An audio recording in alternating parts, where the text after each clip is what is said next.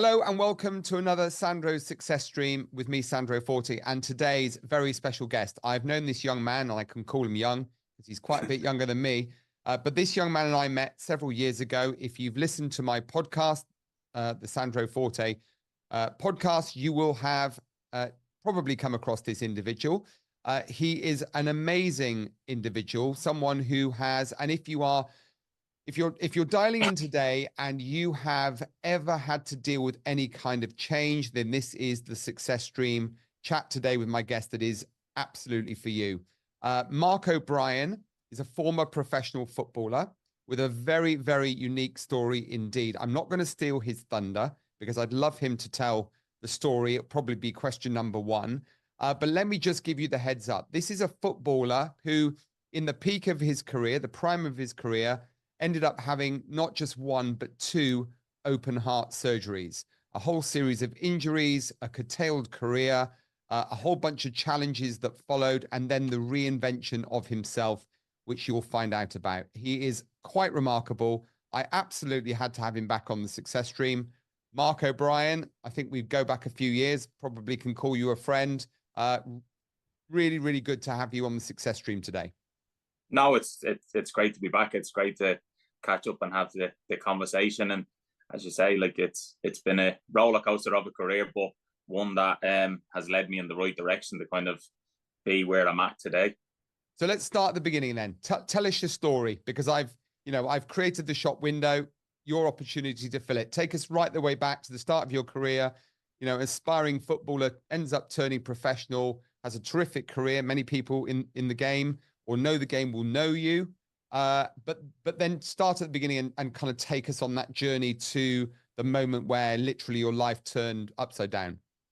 Yeah, so like I moved away from Ireland when I was 15, like just playing as a normal 15-year-old back in Ireland. And I had the opportunity to go out on trial to a number of clubs, and Derby County was one of them. And they took my fancy to where it felt like a home from home. It literally felt like this was the place for me.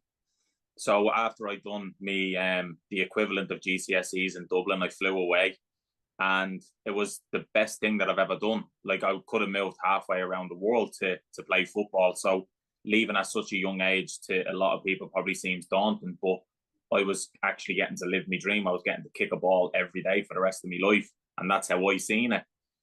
And then again, that season unfolds, and you go from the under-16s to the under-18s, then the academy football to the reserve team. And then by the following summer, when I signed, I ended up making me first team professional debut at the age of 16.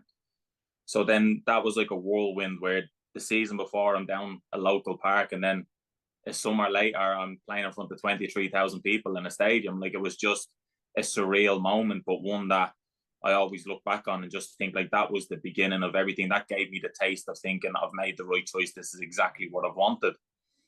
And then unfortunately, I go home to Dublin. I come back again and start the pre-season training with basically the world at my feet and everybody expecting these amazing things. And we get these medical screenings, which is what you normally get as a 16, 17-year-old going into the professional environment. That I went in for a heart screening, and you walk into a physio room and you just think it's going to be scan your chest, scan your heart, ECGs, echocardiograms, and then off you go and go out and kick a ball again. So I wasn't really thinking much of it. And then I had me heart screen, and I got sat down in the physio room. The doctor came in with the physio, and they told me that they picked up an abnormality with my heart. So unfortunately, they told me that I picked up a leak in my aortic valve, and they told me it was only ever so slightly, but it was something just to keep an eye on. And it's something that doesn't hinder people until the end of their lives, 60, 70 years of age. So to me, it never really bothered me, because I always thought, well, I can still play football, so everything's okay. And then as time went on, a couple of weeks later, training was like really intense, but my heart rate was always through the roof, and they never understood why it was so high. So they kind of matched the two things together and sent them off to a specialist. And then in that time, the specialist looks at it. I have to go for an MRI scan. And then that MRI scan then leads me to, basically, after I had the scan, the doctor came out to me in the physio and said, Mark, look, on a scale of 1 to 10, 10 being the worst, 1 being hardly anything, your valve is leaking about a 7 or an 8. And then it was at that moment, then we started to kind of alarm bells ringing, thinking this is serious. So then again, I get told off a specialist, you won't need an operation for another 40, 50 years. Don't worry about it. Like, it's something that is just part of you, but later in life we'll deal with it when we get to it. And I was thinking that's totally fine. And then time moves on again, and then I go for another screening, find out again that it's progressively getting that slight bit worse. And then we go to another specialist, and then that specialist says, look, I'm going to send off your information to a surgeon just to see what their professional opinion will be on it. And in the meantime, we just wait to see when that meeting happens. So in all of this time, I'm doing little bits of training, but not too much to exert myself. And I phone home to my mum and dad. They fly over for the meeting that we had with the surgeon. So there was me, my mum, my dad, and the physio sitting in this little office. The surgeon comes in, sits down at his desk, and he just picks up this model heart. And the only words, like I remember them like they were yesterday, was, Mark, your heart is 3 times the size of what it should be. And if you don't have this operation done this year, you're going to die. And then that to me was the point of almost like, you can't be speaking to me. Like, I've just made my professional debut the season before. Like, this can't be happening. So he sat and said, Mark, it's just like if you were to take a balloon freshly out of a packet, and he said, you blow it up to the full capacity and it goes back down. He said, it never goes back to normal shape. And he said, your heart is just gradually expanding because it's working double to try and keep pumping the blood out that's leaking back in.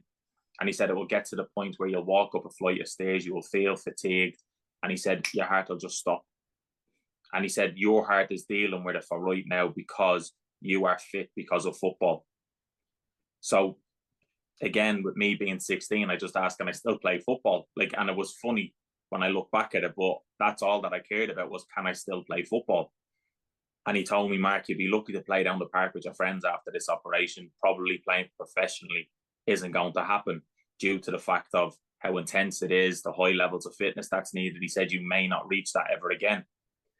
And it was that news that probably broke me more than getting told I needed open heart surgery to save my life. And that's how kind of extreme and much of a love I had for football. Like, that didn't really matter. And I think being 16 and very naive went in my favour because I didn't really understand what was going on. So then he went through the certain procedures I could have. One was a metallic valve. One was the pigskin valve, to which I opted for. And the other one was the swap around of valves between the lung valve and the aortic valve. So it's still all the same tissues. So I asked him, like, which would be the best opportunity to play? And he said, well, Mark, if you want the best opportunity to potentially play, it would be the pigskin valve, because you'll take certain medication and then over a certain period of time, you come off the medication and then that valve is yours only if it takes to your body. But he said, there's no guarantee. He said, it could last you a year to a maximum of 5 years. He said, but in that time, he said, it could go at any time or it may not take to your body. So even with that small kind of glimmer of the chance, when he said there's a potential chance you might be able to, but again, don't have your hopes up. I said, yeah, straight away. I didn't even think twice. Didn't speak to me mum or dad. Didn't speak to nobody. I just said, yeah, that's the one I want to go for. And then I went in for the operation, which took 6.5 hours. Came out of the operating theatre, and I speak about it like it seemed like nothing, but my head was only ever focused on getting me back for football. There wasn't anybody that ever steered me off going, Mark, this might not happen. I had like the proper support around me with my family, and even Derby County as a club. They backed me and everything. Like, they were just saying, look, we'll take it step by step. So I flew back to Derby in the January. And then in that January, from January till I think the beginning of April of that year, I just ended up gradually getting stronger and stronger and stronger. And I got myself back playing within the space of an 8-month span of just having open heart surgery. And it was almost, I was never disheartened, but there was always moments leading up to that where I was thinking, this isn't quite working, because I was comparing myself to every other player who like were out training every day. And I was thinking, my fitness isn't like them. I won't make it back. Rather than just thinking, I can only get myself back to where my body will allow me. To where I'm going, it will only get me back to this. And I just kept chipping away at it. And Darby, the fitness coach at the time, the physio, the manager himself, as well as my family, everybody were just kind of been like, Mark, we'll just go again and we'll just keep going and just let's see.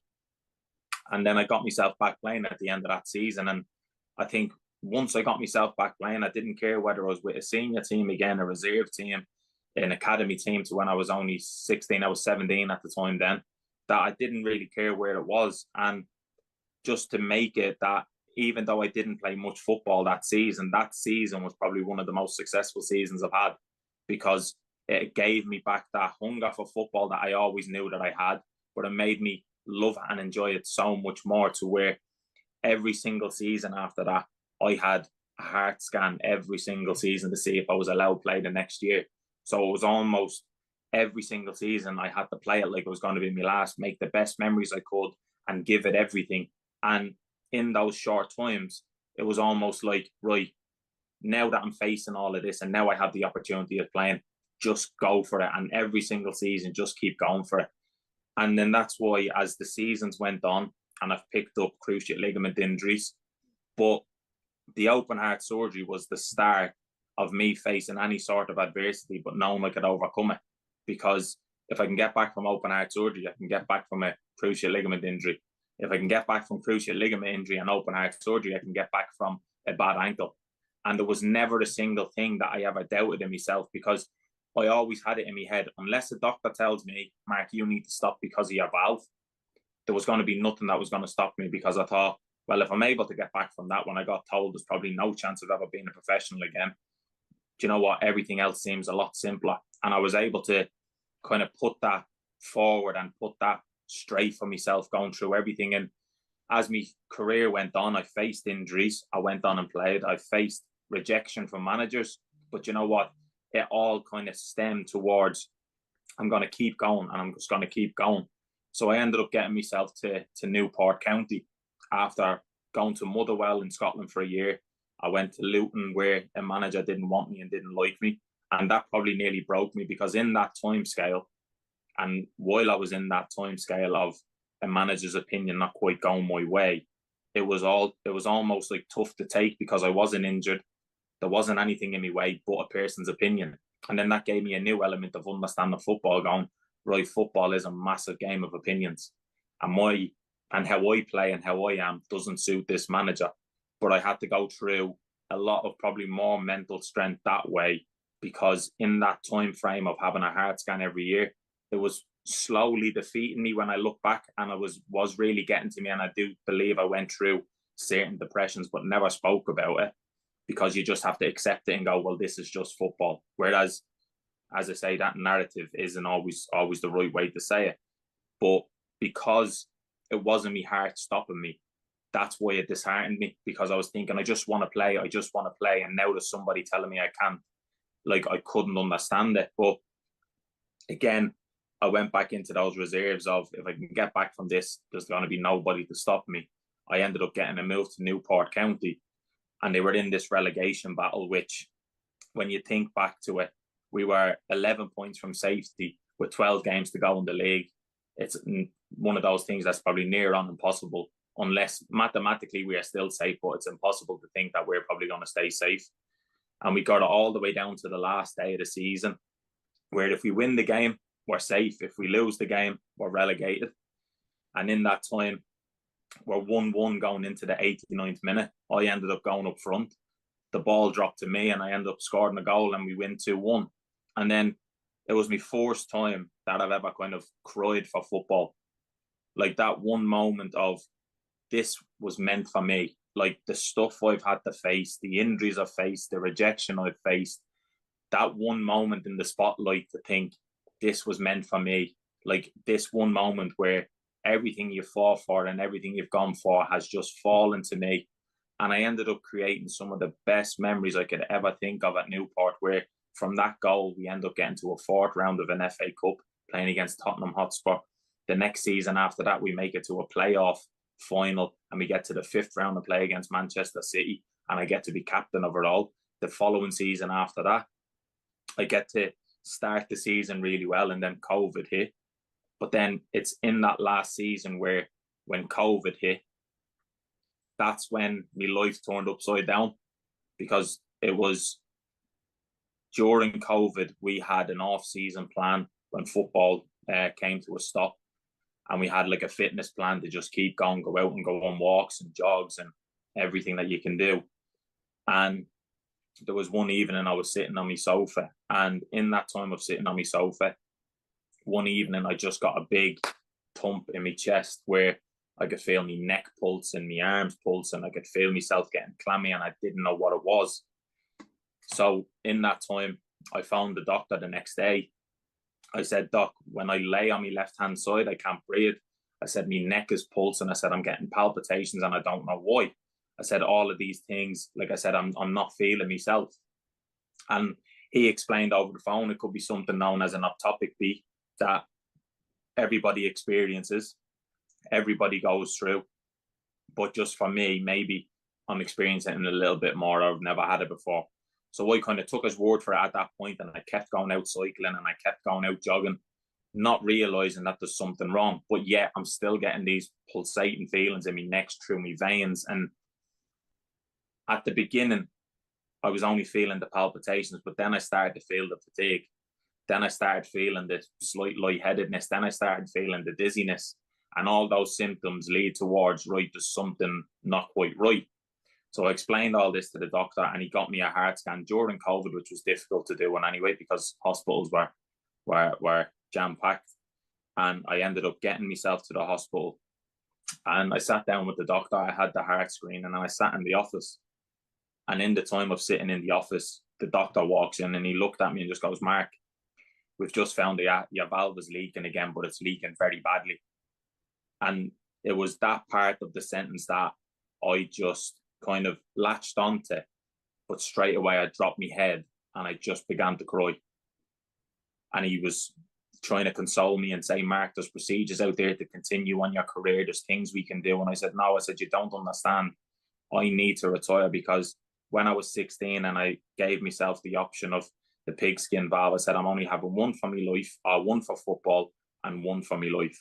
I said, I'm not going to be going through this 4, 5, 6 times just for the sake of a career. I said I was giving myself the best opportunity at the beginning, and no matter how many years I get, when I wasn't even guaranteed one, I was going to give it my best, and whatever happened, happened.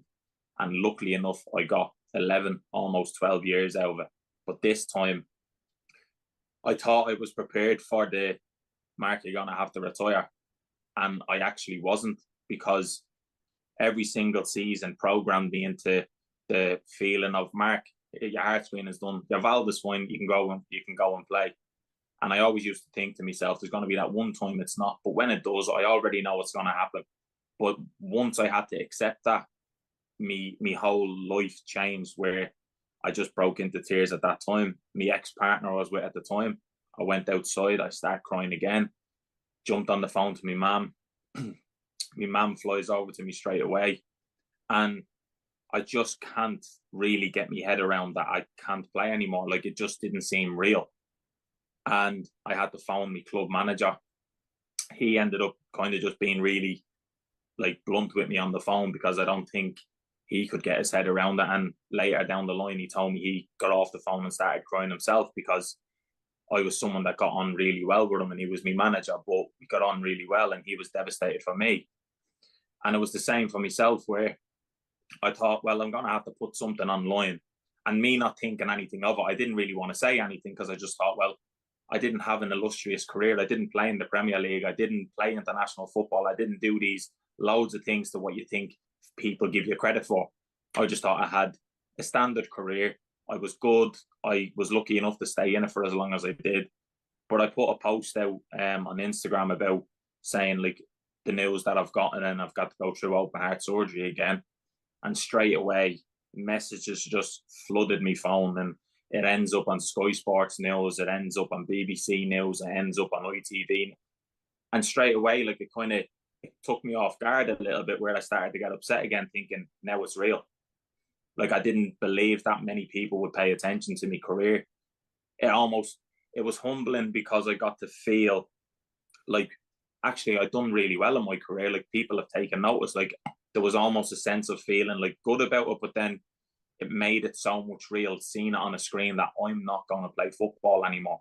And that was breaking me. But then I almost had to put that to one side and focus on, but I still need to go through open heart surgery here. Like there's something in this where I need to go through open heart surgery. So now I had to focus on going for more scans, going through the whole routine of specialists and go through the whole routine. And this was all during COVID, which was even harder to do because you were almost put to one side and everything that was COVID related gets dealt with, and we put that to the side. And it was with all of that that I was starting to build up an anxiety because I was feeling the palpitations, I was feeling the pulsations in my neck, I was feeling dizzy, and I could not get my head around all these physical effects because I was feeling more and more fatigued every day. So then we went to the hospital where I had it before, which was Glenfield in Leicester.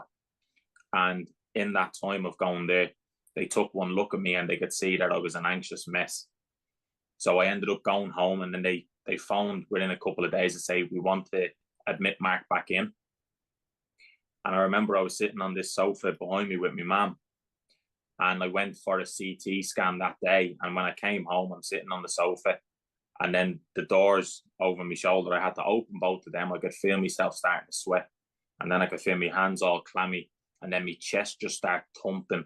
And I honestly felt as though something's not right here. And my eyes started to get really blurry. And my mum was sitting on the sofa and she leaned in and said, "Are you okay?" And I said, "Ma, I feel something's not right."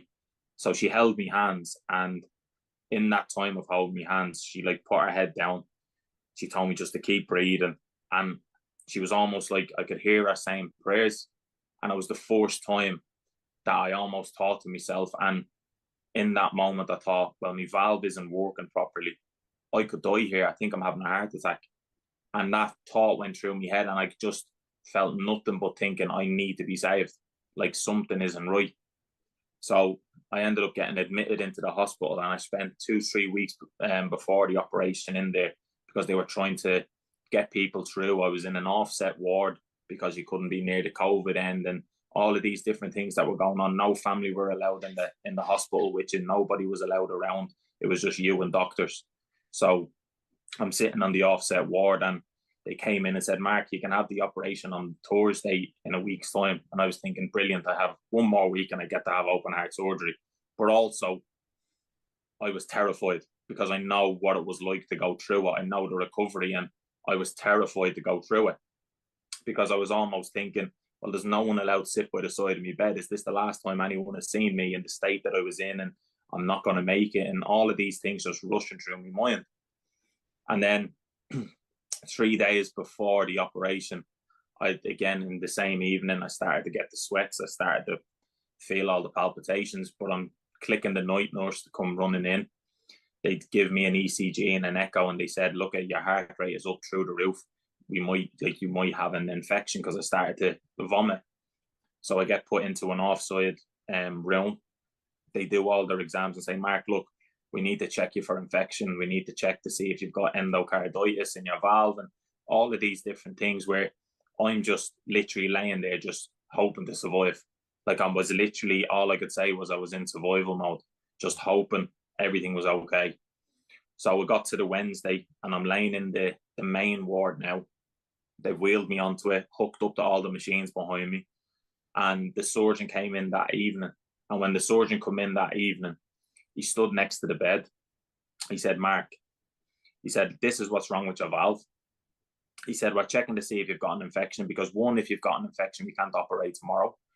But if you don't have an infection, we also need to keep an eye on you overnight, because we had someone in 2 weeks ago where your valve," he said, "is hanging on by a thread. And he said, if it's to break off and circulate your body, and he said, gets lodged in your brain, he said, you're dead." So he said, "We have to keep a close eye on you." And when I got told that, and that I think was the difficult part of being in hospital, when I was getting told all the information that normally family members get told away from you, and they keep it away from you, where you just focus on the operation ahead. I was getting told everything. So then I'm on the phone to my mum, just reassuring her, "Yeah, Mum, I'm okay, everything's fine." In myself, knowing everything that was going on, but I didn't want to say anything. I just wanted to try and remain positive.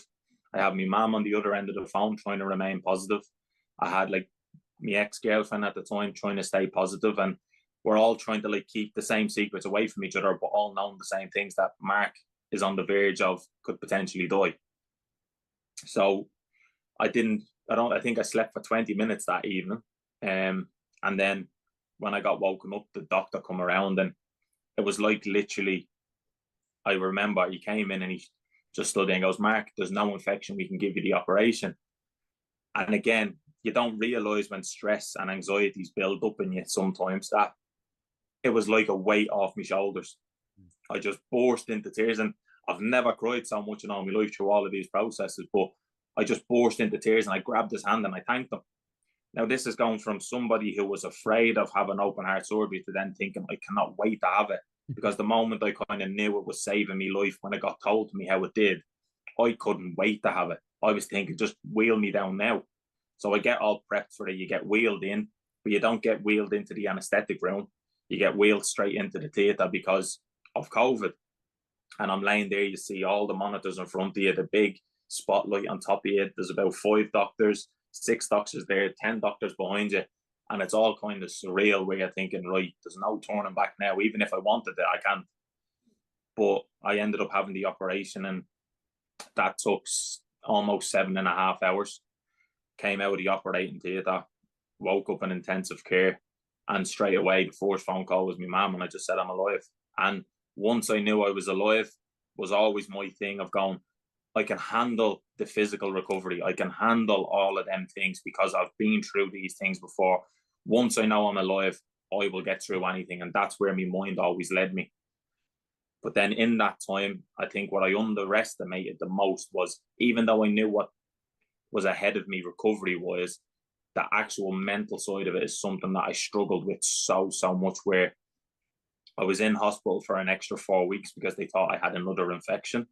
So then I probably, to an extent, got over hospitalized, where I was so easy to click a button and people would come to your rescue and buy your bed, and you've got all the right people around you so you feel safe. And then the minute I left hospital, all those same anxieties come back out, where I was too afraid to sleep, so I wouldn't sleep at night. And then that led me into having another bad day the next day because I'd be too tired to do anything. I didn't want to get out of bed, but I'd be blaming it on the open heart surgery and not the fact that I actually can get out of bed. I'd have a panic attack in bed. I'd sleep on the sofa behind me. And then I'd sleep on the sofa for days on end because it's the only place I felt comfortable. And then I'd go from the sofa back to me bed because I've had a panic attack on there and I didn't want to come into my living room. Like mentally, everything was breaking me bit by bit because I didn't have that distraction of football to what am I getting back normal for? What am I getting back fit for?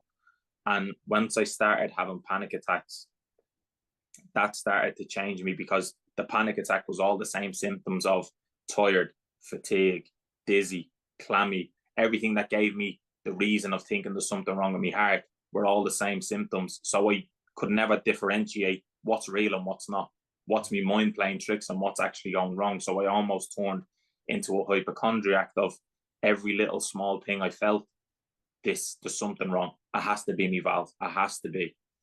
And then I started to venture out a little bit more, trying to get back into football. Again, the panic attacks would happen because I couldn't play. I'm watching the lads play and I'm loving being back in the routine. I couldn't play. And then there was a lot of then leading into that where I didn't want to get out of bed. So then I had to start doing counselling. And then I get told I'm severely depressed. I never understood depression. You think depression is something where I'm not sitting crying, I'm not sad, I'm not this. Like, I just have no energy. I don't want to do anything. Like, I just lacked in everything.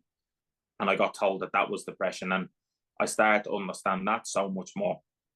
And then I start getting told, but Mark, your body's gone through trauma and it's gone through loss of a certain purpose that you used to have in football. And now you have a loss of purpose and all stuff that I would have never have understood. But I started to understand it bit by bit. And I also had to start reaching out to people that could understand me that little bit more, going through a retirement and going through certain ways of dealing with things. And I just looked at it so many ways and I thought, right, I need to break things down. So in the storm of COVID, open heart surgery, retirement from football, a relationship that wasn't quite working out at that moment because everything was getting so tough.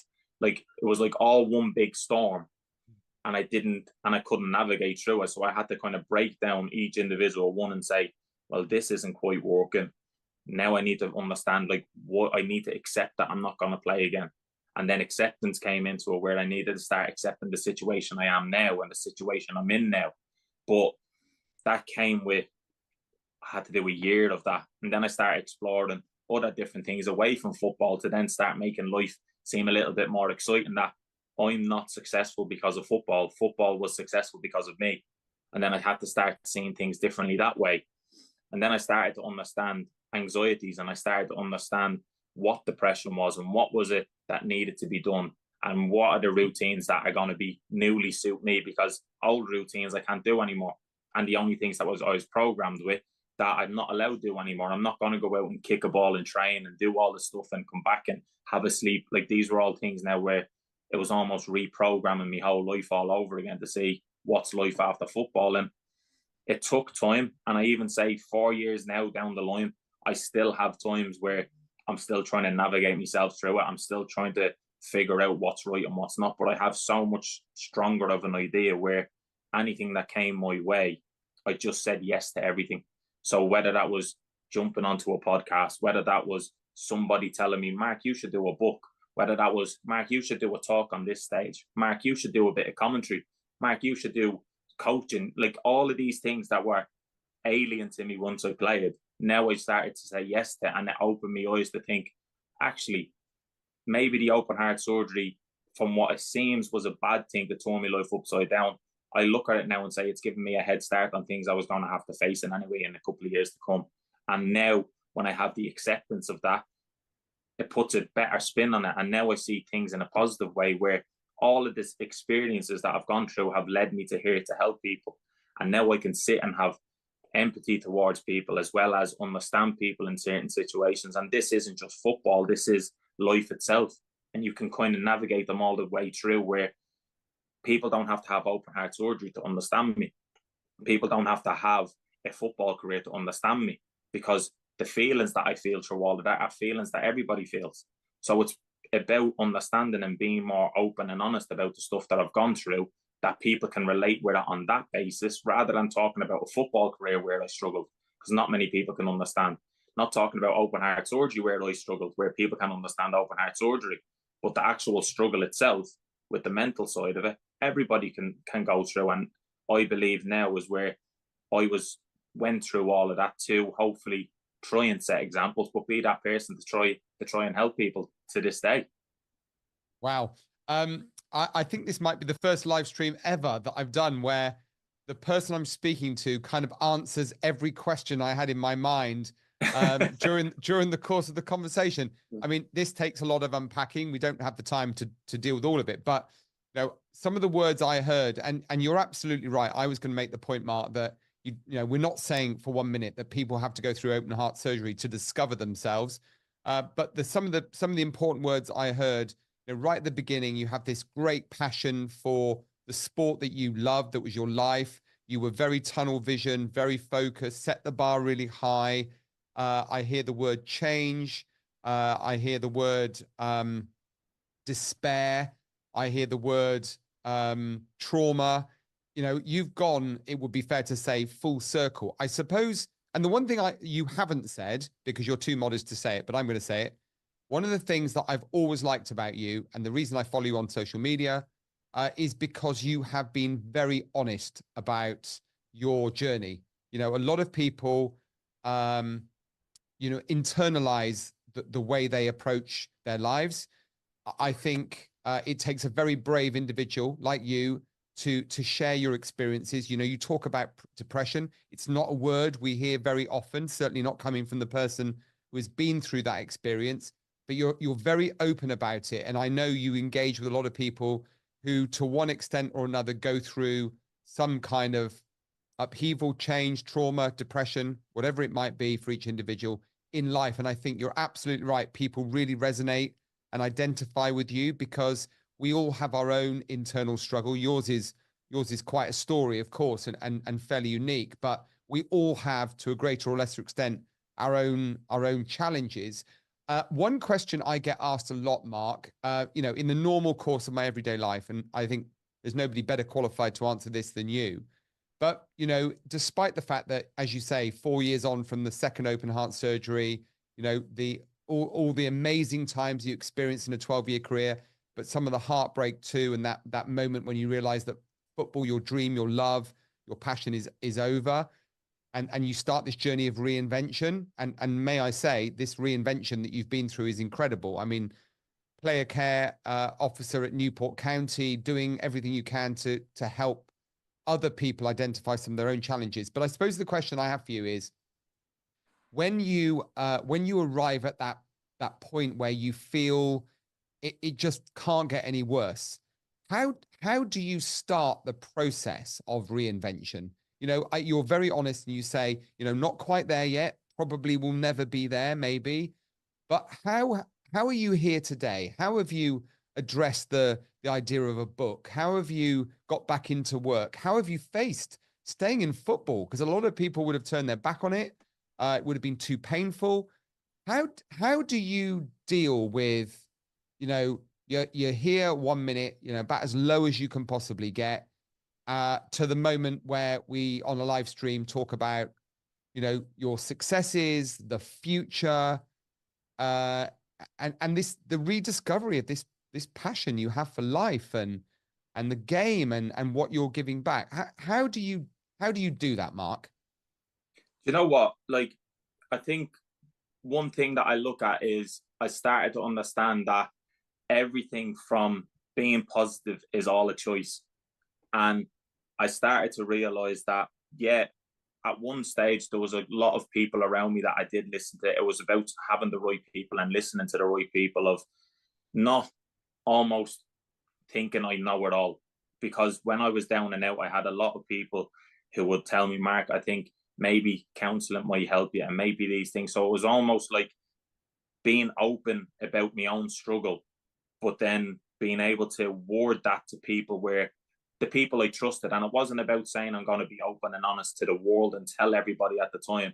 I think I needed to understand it for myself to then be able to speak it out loud. And it was almost then taking those, what seems like a defeatist attitude, like you say, people see counseling as it's defeated me. Like I'm getting help, and everyone looks at it in a bad way because they think counseling is because there has to be something wrong. Like you have to be. It's not the fact of it just being a conversation. So it's almost just allowing those avenues to just open and just like you say, even if you dip your toe in, to have one conversation with a counselor or one conversation with somebody, and it's almost allowing yourself to be vulnerable. But I had to take a whole sense of selfishness to an extent towards it, to where I wasn't doing all the things that I've done to recover for the pat on the back. I've done it to pat myself on the back, to say I'm proud of myself.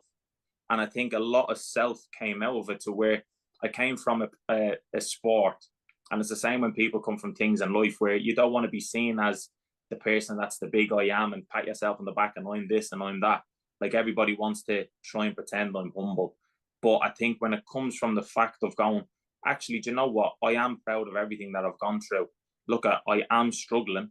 And when you are open and honest about those struggles, it almost drops the guard of everyone in front of you to kind of go, oh, well, I can talk to this person because look how open they are. Now I can be open.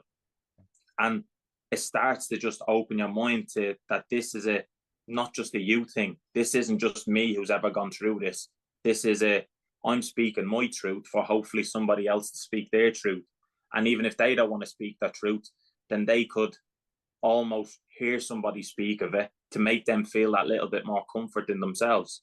And I think as time's gone on for myself, again, I don't think I'll ever reach the perfection to what everybody wants to strive for. But I've reached the level of simplifying a lot for myself, to when I go back to the hospital scenario, where one moment I getting told, Mark, you almost have 24 hours of living.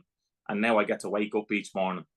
Now all of a sudden the positive spin on that is, well, once I open my eyes, what else can go wrong? Because I've had the worst said to me. And it's almost the same thing going towards a lot more in my life, to where, okay, I had to retire at 27, which seems like my career was cut short. But if I go back to when I was 16 and get told it might never happen and I might get a year to a maximum of 5 years, then all of a sudden I've had an 11-year career that I shouldn't have had. So now I got 11 more years than what any doctor could have given me. So now that takes the negative spin of retiring young to where I've actually retired a lot later down the line than probably what I could have when I was 16. So it's almost about like every single scenario I believe in for myself and any situation you come in life, there's always a certain element of it that you can just put a different perspective and a different spin on it to suit your own narrative that makes it a little bit easier for yourself. And I think that is the only things that I've done. I have to say, Mark, I don't think I've ever met anyone as self-aware. And bear in mind, you know, you and I first met a number of years ago. You were only, what, a year post-surgery. And the difference I've noticed, I mean, you were still saying the same things then, but, you know, just the way you speak, clearly you've gone on, you know, an horrendous journey, but at the same time have used adversity to like reset the dial. You know, I know that you now look forward, you've got great ambition, you can see about all the opportunities that are ahead of you, and all because of adversity. And of course, your adversity is, as I said earlier, slightly unique when one compares it to, you know, the rest of us, but we do all face our own adversity in one way, shape or form. So what you're saying is that you have recognized that on the flip side, if you like, of that adversity, of a challenge, of a problem in life, there is an opportunity. But at the same time, and I love the words you use where you said, but we have a choice. We can choose to be positive. We can choose to do something with it.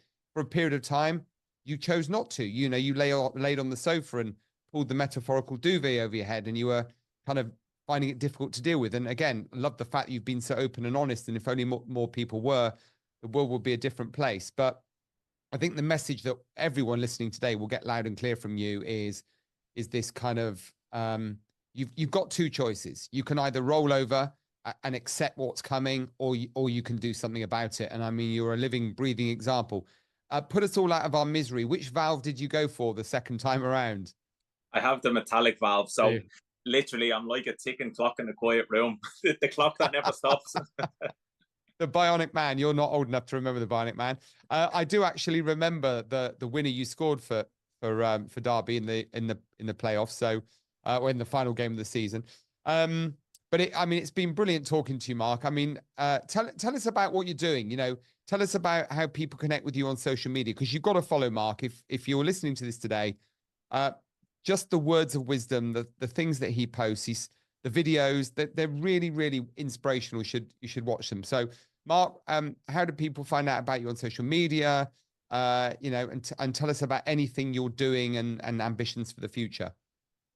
Well, I think for anybody to reach me, it's the same through Instagrams, through LinkedIn, and even X or Twitter, as I know it as from when I first started. But yeah, like through Instagram and through LinkedIn are usually the places where I like to be able to connect with people or anybody who has a question with things. Or again, like I say, I just post what I believe, or not even what I believe, what I just feel. And in those posts, where if it does enlighten or help somebody along the way, well, then I'm just always looking at it going, well, maybe that is that little slight purpose that I felt I was missing out on, is giving me that little purpose to keep someone's day alight, to start something for somebody. But I just think even on my day to day, like working with Newport is like the club that I love, another club that stuck by me through a lot, as well as Derby County. But I like to branch off about things where, obviously, I got to release a book, I think it was nearly 2 years ago now, of my life. And that is something I want more people to read, to just be able to see where that might be able to take me. But like I say, I'm just seeing everything as opportunities. And I know when we spoke not a couple of years back, I was saying the same thing, but I am still that kind of open person to where I don't know what life has for me. I had 12 years of being in one environment, one profession for 12 years straight. So everything to me over the last 4 years are all brand new. So going forward, I'm enjoying doing stuff for BBC Radio Wales commentary for football games.